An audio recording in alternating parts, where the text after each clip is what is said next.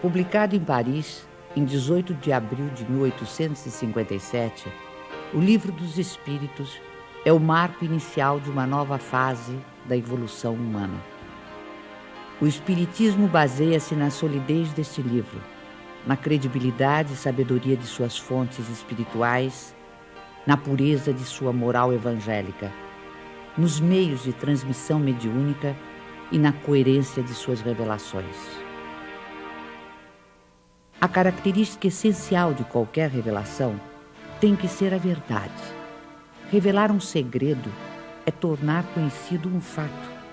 Se é falso, já não é um fato e, portanto, não existe revelação.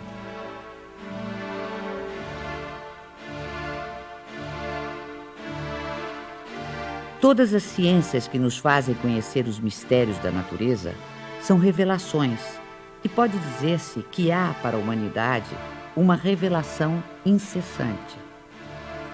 A astronomia revelou o mundo dos astros, que não conhecíamos. A geologia revelou a formação da Terra. A química revelou a lei das afinidades entre as substâncias. A fisiologia revelou as funções do organismo.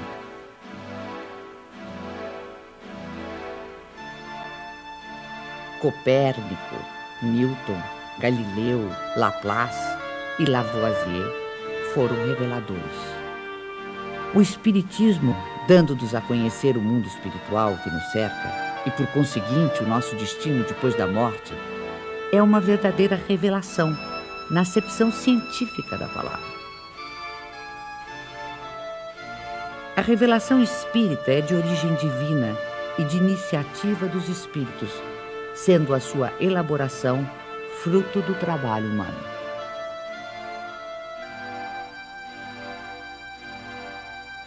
Obedecendo a uma sequência histórica, a primeira revelação divina teve sua personificação em Moisés, a segunda no Cristo. A terceira não a tem em um só indivíduo. Aí está um caráter essencial de grande importância.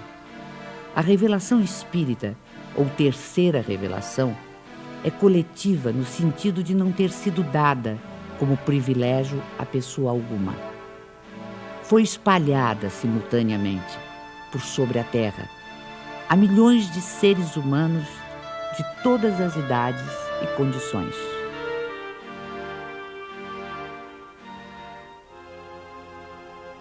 As revelações de Moisés e de Cristo, sendo resultado do ensino pessoal, apareceram num só ponto em torno do qual a ideia se propagou pouco a pouco. Mas foram precisos muitos séculos para que atingissem as extremidades do mundo, sem mesmo o cobrirem inteiramente. A revelação espírita, não estando personificada em um só indivíduo, surgiu simultaneamente em milhares de pontos diferentes, que se tornaram centros ou focos de irradiação. Se o Cristo não disse tudo quanto poderia dizer, é que julgou conveniente deixar certas verdades veladas, até que os homens chegassem ao estado de compreendê-las.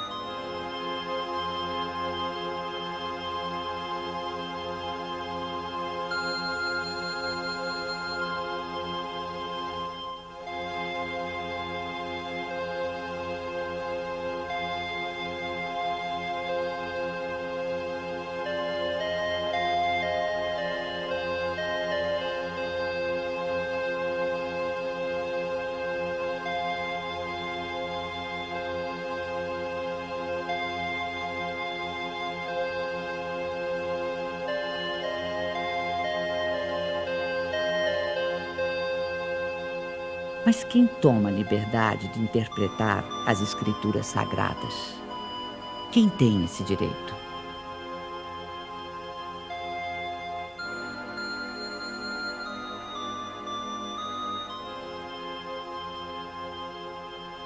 Neste século de emancipação intelectual e de liberdade de consciência, o direito de exame pertence a todos, cientistas, religiosos, filósofos e pesquisadores. Os homens, cada vez mais esclarecidos, à medida que novos fatos e novas leis se forem revelando, saberão separar da realidade os sistemas utópicos. Ora, as ciências tornam conhecidas algumas leis. O Espiritismo revela outras. Todas são indispensáveis à inteligência dos textos sagrados de todas as religiões, desde Confúcio e Buda até o cristianismo. Um último caráter da revelação espírita é que, apoiando-se em fatos, tem que ser, e não pode deixar de ser, essencialmente progressiva, como todas as ciências de observação. Caminhando de par com o progresso, o Espiritismo jamais será ultrapassado. Se uma verdade nova se revelar, ele a aceitará.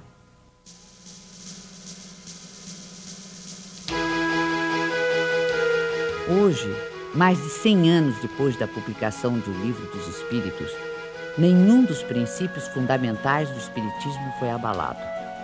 Todos permanecem intactos. E isso num século em que o mundo sofreu radicais transformações em todos os campos do conhecimento.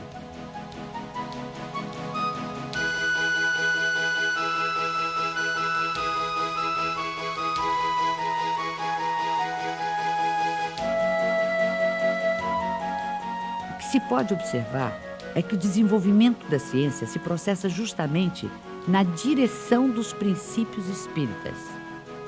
O exemplo mais recente está nos jornais.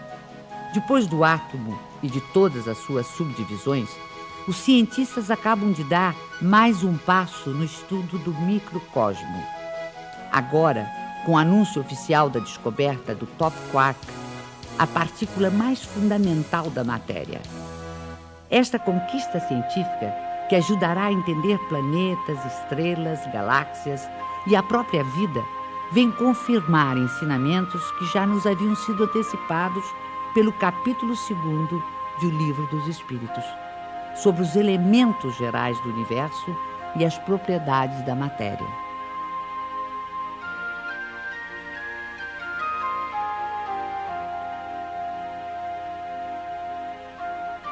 Além do Livro dos Espíritos, outras obras básicas compõem a codificação espírita. O Livro dos Médiuns, o Evangelho segundo o Espiritismo, o Céu e o Inferno e a Gênese desenvolvem, aprofundam e consolidam os princípios do Espiritismo. Todos esses princípios, que resultam dos ensinamentos dos Espíritos, foram sistematizados e codificados por Allan Kardec. Hippolyte Léon Denisard Rival, que mais tarde viria a adotar o pseudônimo de Allan Kardec, nasceu na cidade de Lyon, na França, no dia 3 de outubro de 1804. Com a idade de 10 anos, seus pais o enviaram para estudar em Yverdon, na Suíça, onde se localizavam um dos institutos de ensino mais famosos e respeitados em toda a Europa. Fundado pelo educador suíço Johann Pestalozzi, o instituto era uma espécie de escola modelo, admirada pela aristocracia, altas personalidades políticas, científicas, literárias e filantrópicas. Depois de haver concluído seus estudos em Yverdon, Rival tornou-se conceituado mestre, não só em letras como em ciências. Distinguindo-se também como notável pedagogo, publicou diversos livros didáticos e contribuiu com planos e métodos para a reforma do ensino francês. Esta longa experiência pedagógica habilitou o professor Rival para outra tarefa, a codificação do Espiritismo. Aos 65 anos incompletos, vitimado por um aneurisma, Allan Kardec faleceu em sua casa enquanto trabalhava. 31 de março de 1848. Em Hydesville, dos Estados Unidos da América, manifestações de forças inteligentes intervindo no plano físico assinalam o surgimento do espiritismo através da fenomenologia mediúnica. A seriedade desses acontecimentos teve imensa repercussão até mesmo na Europa. Os fenômenos ocorreram numa tosca cabana, residência da família Fox, adeptos da Igreja Metodista. No primeiro diálogo registrado entre as irmãs Fox e o espírito de um mascate de nome Charles Rosbach, usaram-se letras do alfabeto para a formação de palavras, mediante convenção de que a cada letra corresponderia a determinado número de pancadas. Estava, portanto, descoberto o processo adotado para as comunicações entre os dois mundos. Pode-se dizer que o fenômeno das mesas girantes, que se seguiu aos acontecimentos de Hydesville, preparou o advento do espiritismo, despertando o interesse dos homens de ciência, dentre eles o professor Ribard ou Allan Kardec.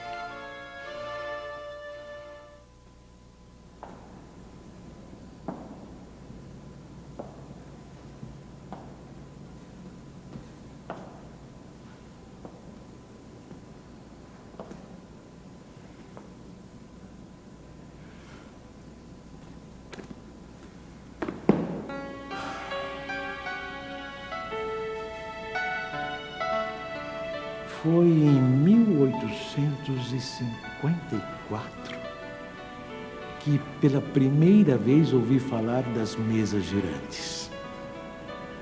Encontrei um dia o magnetizador, o Sr. Fortier, que conhecia desde muito tempo.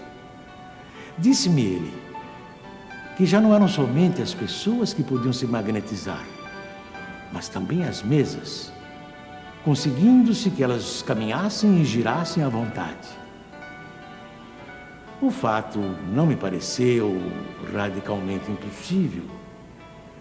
O fluido magnético, que é uma espécie de eletricidade, pode perfeitamente atuar sobre corpos inertes e fazer que eles se movam.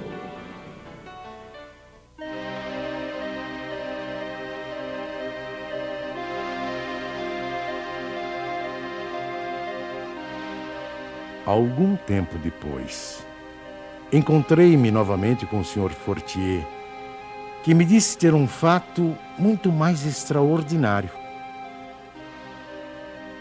A mesa não só se movia, como também falava. Interrogada, ela respondia através de sinais.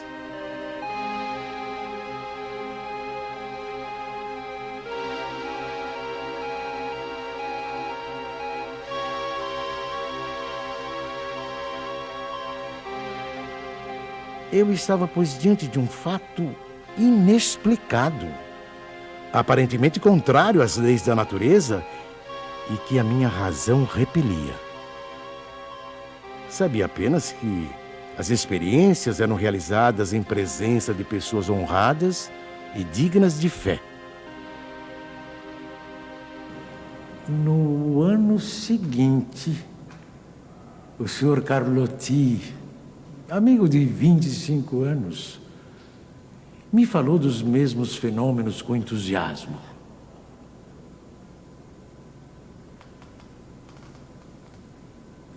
Foi ele o primeiro a me mencionar a intervenção dos espíritos. E me contou tantas coisas surpreendentes que, longe de me convencer, me aumentou as dúvidas.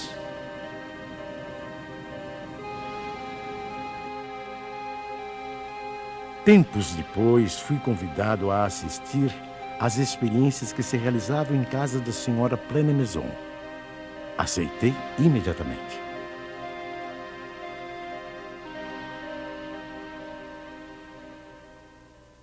Foi aí que, pela primeira vez, presenciei o fenômeno das mesas que giravam, saltavam e corriam. Assisti então a alguns ensaios muito imperfeitos da escrita mediúnica.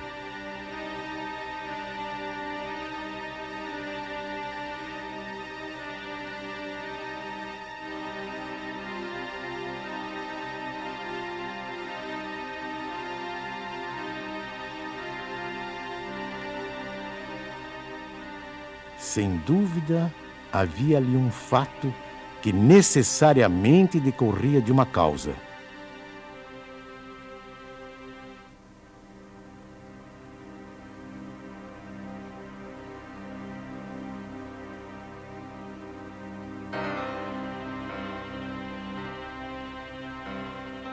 Foi nessas reuniões que comecei os meus estudos sérios de espiritismo.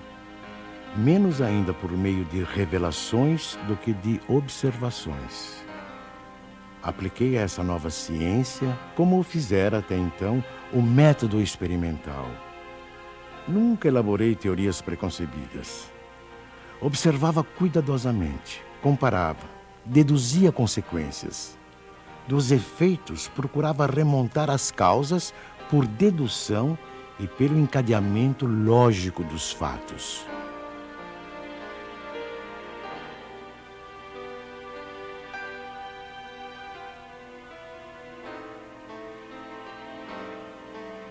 Um dos primeiros resultados que colhi das minhas observações foi que os espíritos, nada mais sendo do que a alma dos homens, não possuíam nem a plena sabedoria, nem a ciência integral. O saber de que dispunham se limitava ao grau que haviam alcançado de adiantamento. A opinião deles só tinha o valor de uma opinião pessoal. Esta constatação me preservou de acreditar na infalibilidade dos espíritos e me impediu de formular teorias prematuras, tendo por base o que fora dito por alguns deles.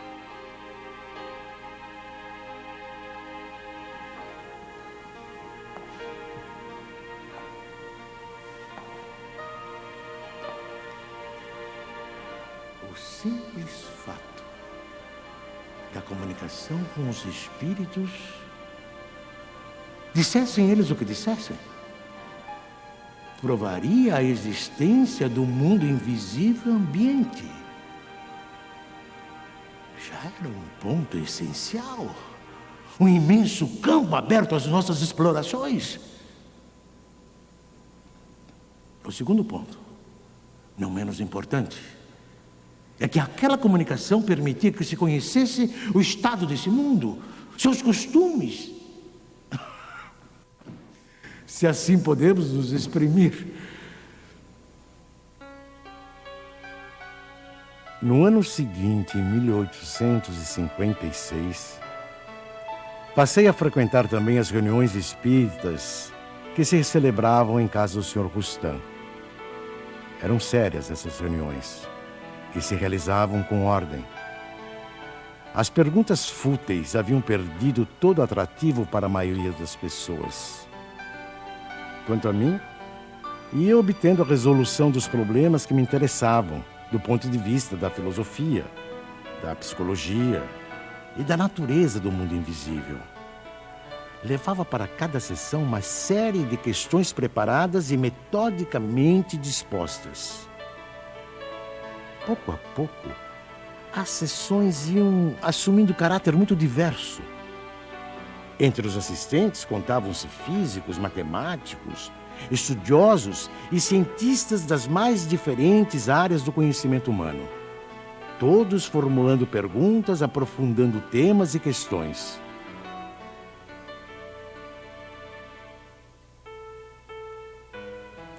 Mais tarde, quando vi que aquilo constituía um todo e ganhava as proporções de uma doutrina, tive a ideia de publicar os ensinos recebidos.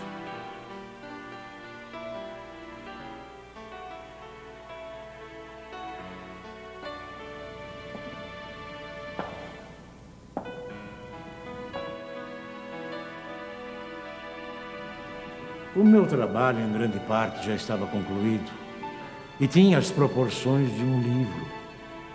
Mas eu fazia questão de submetê-lo ao exame de outros espíritos, com o auxílio de diferentes médiuns. Mais de 10 médiuns participaram do trabalho.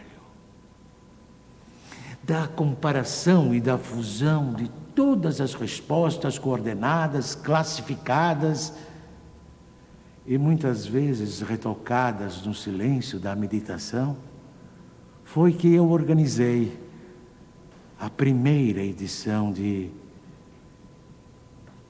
O Livro dos Espíritos.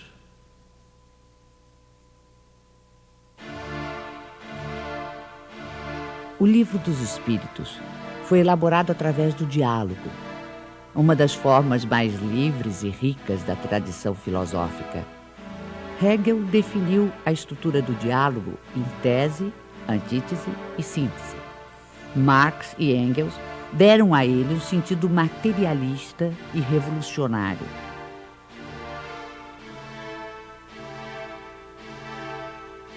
Em vez de enfatizar as contradições, os conflitos e as lutas dos opostos, a dialética espírita prefere a compreensão, a união dos contrários, o entendimento que conduz ao progresso.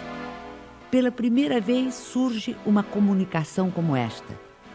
O mundo do desconhecido se vai revelando ao ser humano, que passa a poder avaliar, de modo objetivo e racional, o sentido maior de sua existência terrena, a importância do cumprimento das responsabilidades assumidas, a finalidade do aprendizado individual e coletivo para o aperfeiçoamento de todos e de cada um, sem exceção.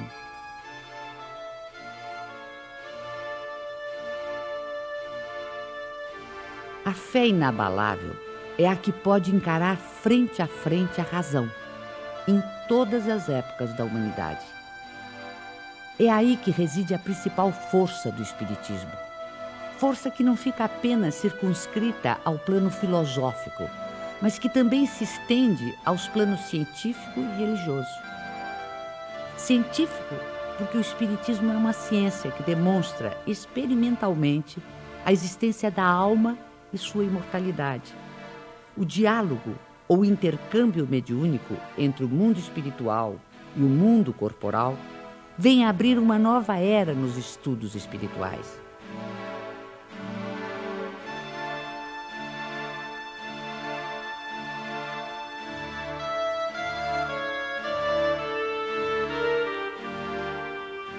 Antes desse tipo de comunicação, o conhecimento humano se dividia radicalmente entre os mistérios divinos e a experiência terrena.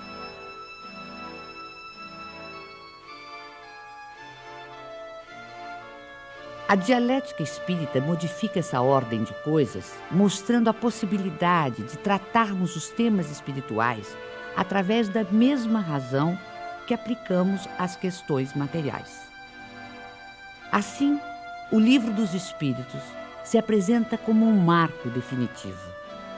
Antes dele, tínhamos o espiritualismo utópico. Com ele, e depois dele, dentro dos ensinamentos da doutrina, temos o espiritualismo científico.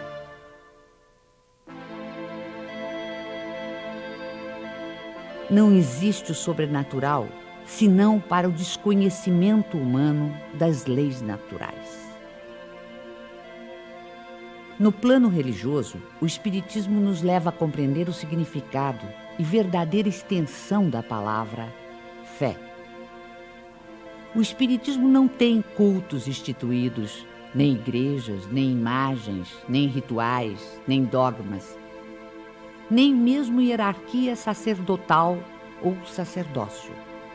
Através dos ensinamentos espíritas, pode-se fazer uma diferença entre religião propriamente dita e religiões no sentido de seitas humanas.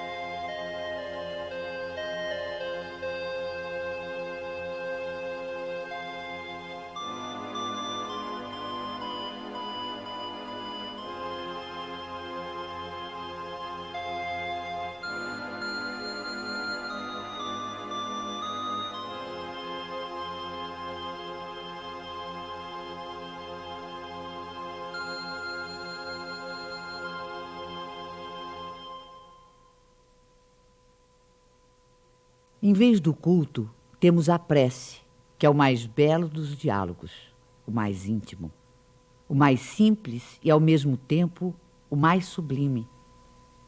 Pela prece sincera, pensamos em Deus numa evocação de pedido, de agradecimento ou de glorificação.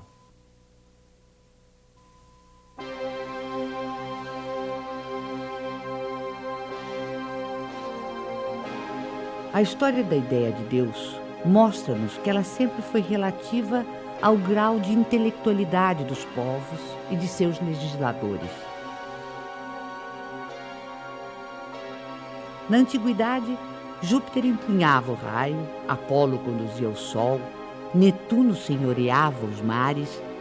Mas se de um lado a ignorância havia humanizado Deus, a ciência lhe confere dimensão mais inteligente e, portanto, mais próxima dos atributos da divindade.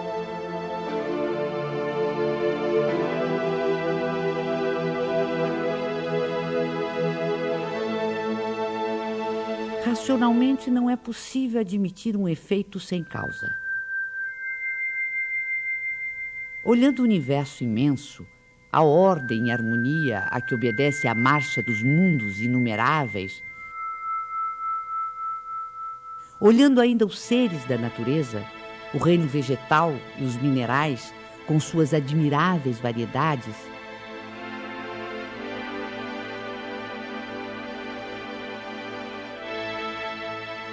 sondando também no mundo microscópico, com incontáveis formas unicelulares,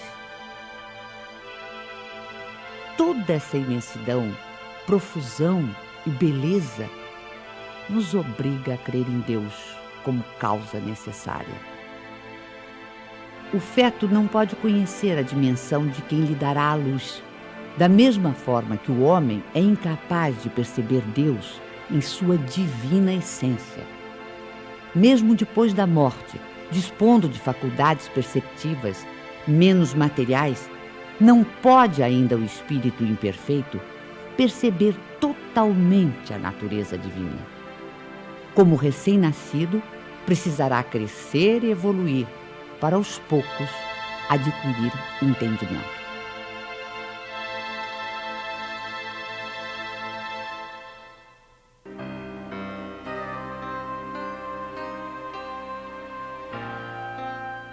No estágio evolutivo em que se encontra, é pelo sentimento, mais do que pelo raciocínio, que o homem pode compreender a existência de Deus.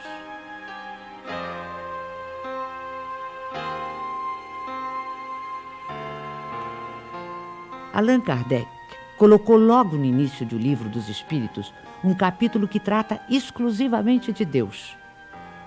Com isso, pretendeu significar que o Espiritismo tem na existência de Deus o seu princípio maior. Os seres que se manifestam designam-se a si mesmos pelo nome de espíritos e dizem, alguns pelo menos, que viveram como homens na terra.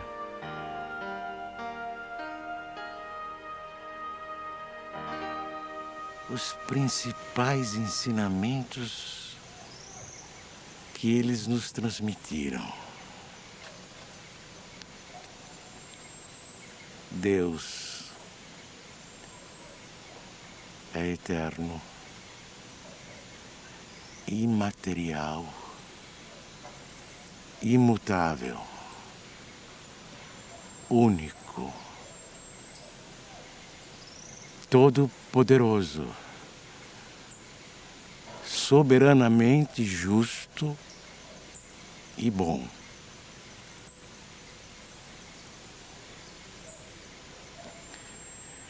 Este é o melhor conceito que a nossa limitada inteligência pode fazer daquele que criou o universo. O universo compreende todos os seres animados e inanimados, materiais e imateriais. Os seres materiais constituem o mundo visível ou corporal, e os seres imateriais, o mundo invisível ou espírita.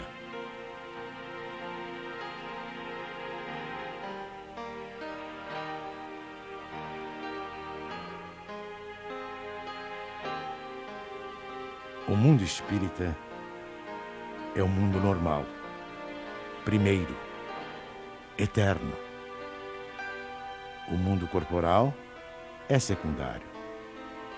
Poderia deixar de existir ou nunca ter existido, sem alterar a essência do mundo espírita.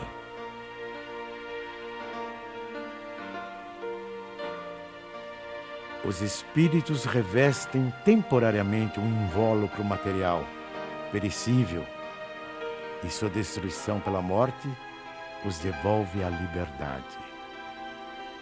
Entre as diferentes espécies de seres corporais, Deus escolheu a espécie humana para a encarnação dos espíritos que chegaram a um certo grau de desenvolvimento.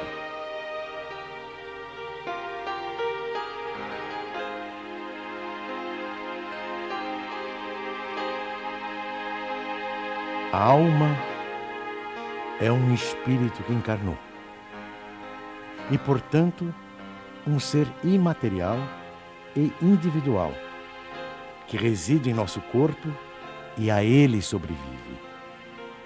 Antes de se unir ao corpo, a alma é um dos seres inteligentes que povoam o mundo invisível. Ao revestir temporariamente o invólucro carnal, a alma adquire as condições materiais para se purificar e se esclarecer. A união da alma com o corpo começa na concepção, mas só se completa com o nascimento. O homem tem assim duas naturezas. Pelo corpo, participa da natureza dos animais, dos quais possui os instintos e o mesmo princípio vital. Pela alma, participa da natureza dos espíritos. O perispírito é uma espécie de laço semimaterial que une corpo e espírito. É preciso que seja assim, para que os dois possam se comunicar um com o outro. A morte é a destruição da parte mais grosseira. O espírito conserva o corpo etéreo, invisível para nós no seu estado normal, mas que ele pode tornar eventualmente visível e mesmo tangível, como se verifica nos fenômenos de aparição. O espírito não é, portanto, um ser abstrato, que só o pensamento pode conceber. É um ser real e definido. As diferentes encarnações ou existências corpóreas do espírito são sempre progressivas e jamais regressivas. Mas a rapidez do seu progresso depende dos esforços que ele faça para chegar à perfeição. A vida terrena seria assim uma espécie de escola, em que os alunos, embora nunca regridam às séries anteriores, são obrigados a repetir de ano até compreenderem o que lhes foi ensinado.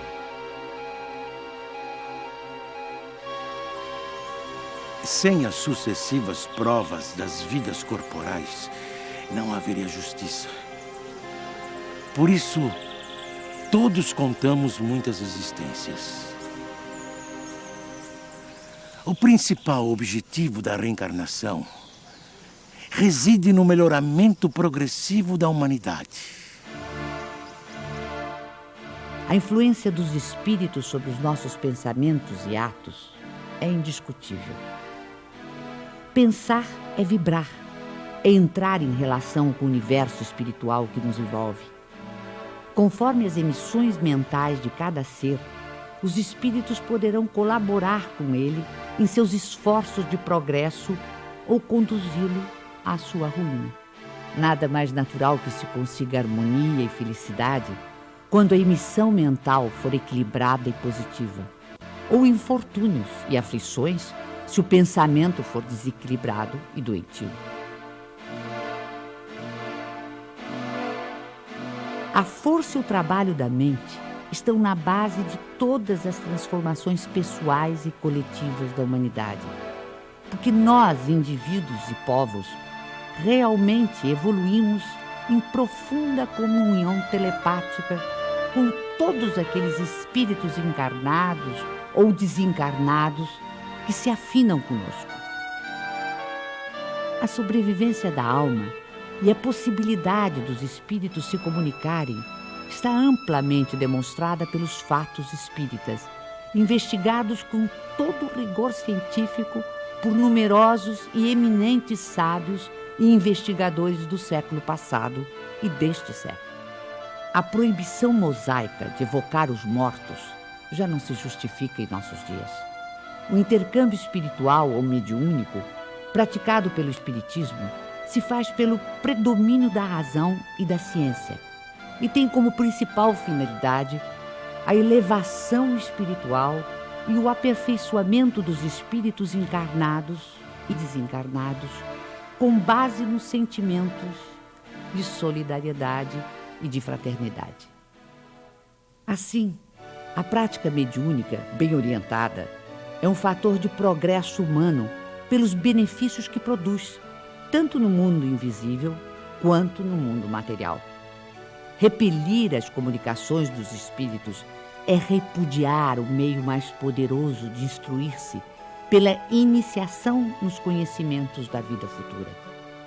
Todo aquele que sente, num grau qualquer, a influência dos espíritos é, por esse fato, médium. Essa faculdade é inerente ao ser humano, não constitui, portanto, um privilégio exclusivo. Atraímos os espíritos que se afinam conosco, tanto quanto somos por eles atraídos. Quando desenvolvido, o dom mediúnico que gratuitamente recebemos de Deus deve ser utilizado gratuitamente. O médium de elevados princípios morais, que encontra na vivência evangélica a sua conduta de vida, cumpre o exercício da mediunidade com trabalho e paciência, e a ele se dedica exclusivamente por amor. Geralmente, os médiuns têm uma aptidão especial para diferentes fenômenos. Os tipos de mediunidade são tão variados quantas são as espécies de manifestações. A escrita manual é o mais simples e o mais completo meio de comunicação.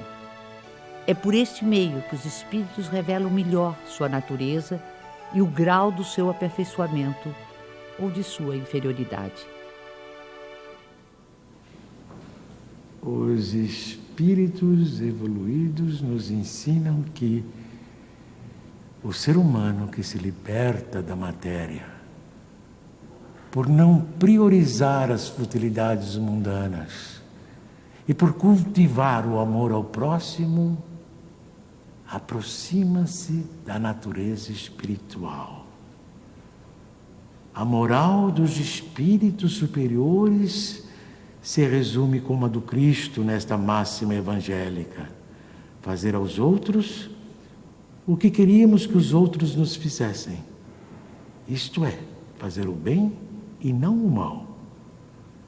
Neste princípio encontramos uma regra universal de proceder, mesmo para as nossas menores ações. Cada um de nós deve tornar-se útil, segundo as faculdades e os meios que Deus nos colocou nas mãos para nos provar. Eles nos ensinam também que não há faltas ou erros irreparáveis. O ser humano encontra o meio necessário nas diferentes existências para avançar segundo o seu desejo e os seus esforços em direção à perfeição, que é o seu objetivo final.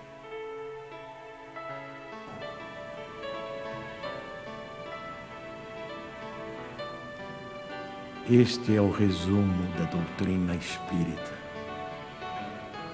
como ela aparece no ensinamento dos espíritos superiores. O Espiritismo, que apenas acaba de nascer, ainda é muito pouco compreendido em sua essência por grande número de adeptos. Mas posso imaginar uma associação ou sociedade em que seus componentes se reúnam com o propósito de se instruírem e não na expectativa de presenciarem fenômenos extraordinários. Uma associação indissolúvel, onde haja confiança mútua e recíproca benevolência. Uma associação que exclua o constrangimento que nasce da suscetibilidade, do orgulho que se irrita à menor contradição e do egoísmo que só se interessa por si. Esses grupos, correspondendo-se entre si, visitando-se, permutando observações, podem, desde já, formar o núcleo básico que um dia reunirá todas as opiniões, unindo os homens no mesmo sentimento de amor e de fraternidade cristã.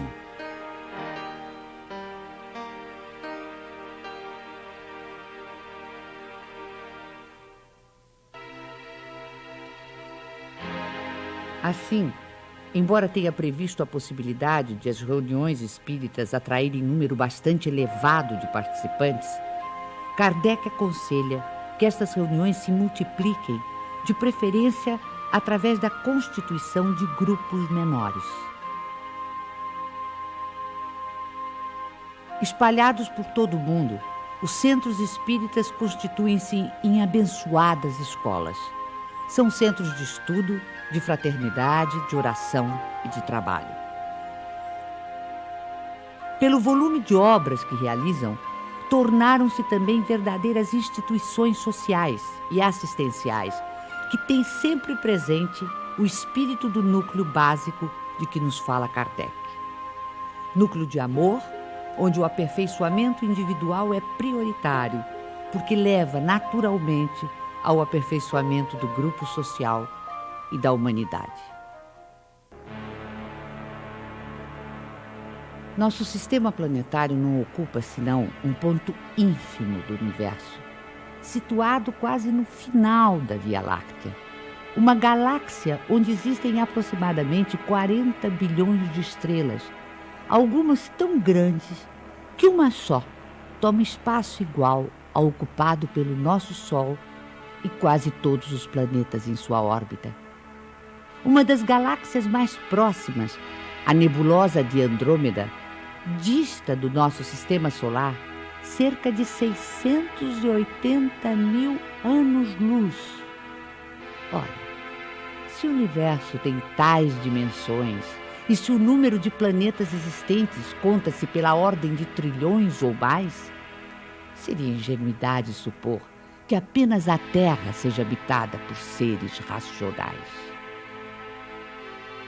Segundo o Espiritismo, nos mundos que gravitam no espaço infinito, outras humanidades, em vários graus de adiantamento, encontram habitação adequada ao seu avanço.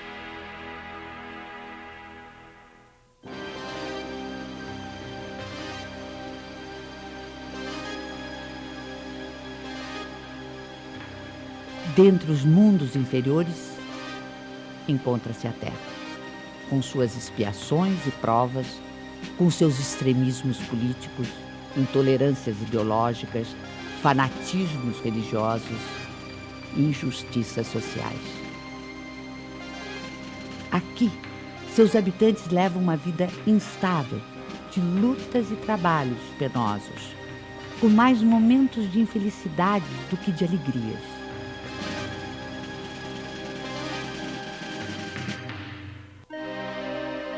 A época atual é de transição, época em que convivem os espíritos de vários níveis de adiantamento. Assistimos à partida de uns e a chegada de outros. A evolução é contínua. Em cada criança que nascer, em vez de um espírito atrasado e inclinado ao mal, que antes nela encarnaria, virá um espírito mais adiantado e propenso ao bem.